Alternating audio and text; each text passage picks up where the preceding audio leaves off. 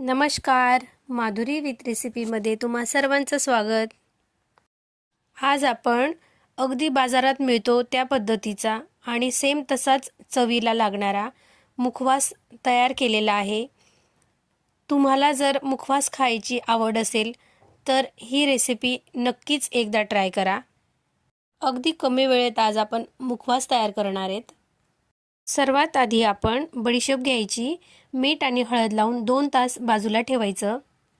त्यानंतर आपण धणा डाळ, जिरे, तीळ आणि जवस हे सर्व आपण कमी गॅस करून भाजून घ्यायचं आहे। यात आपण जवस टाकलेली आहे। जवस ही पचायला खूप हलकी असते। दिवसातून 1 चमचाभर जवस ही खाल्ली गेली पाहिजे, म्हणून आपण यात जवसचा वापर करणार आहेत।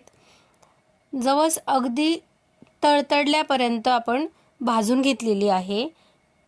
धना डाळला कडवटपणा येऊ नये म्हणून आपण फक्त 1-2 मिनिटच आपण कढईमध्ये परतून घेतलेली आहे। त्यानंतर आपण 2 ते 3 मिनिटं एवढं आपण जिरे परतून घेणार आहेत।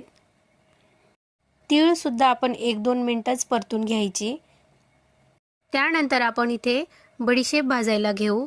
बडीशेप भाजताना अगदी कमी गॅस करून घ्यायचा आणि परतत राहायची। जोपर्यंत आपल्याला ओलसरपणा कमी झालेला वाटत नाही तोपर्यंत आपण बडीशेप परतून घ्यायची आहे।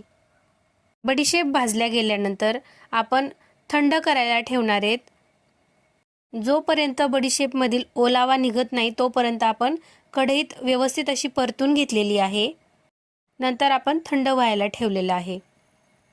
बडीशेप थंड होईपर्यंत आपण इकडे ओवा घेणार आहेत।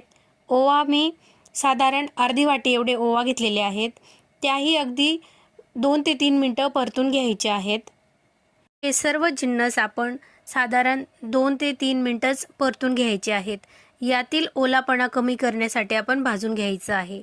जास्त भाजल्याने यांना कडवटपणा येतो, म्हणून आपण हे जिन्नस कमी गॅस करून व्यवस्थित भाजून घेतले। तुम्ही जर या पद्धतीने मुखवास तयार करून घेतलात तर 3 ते 4 महिने आरामात हा मुखवास टिकतो। हवाबंद डब्यामध्ये स्टोअर करून आपण ठेवू शकतो। तुम्हाला हा मुखवास कसा वाटला नक्की एकदा कमेंट करून सांगा। आपल्या चॅनलला लाईक करा आणि सबस्क्राईब करा।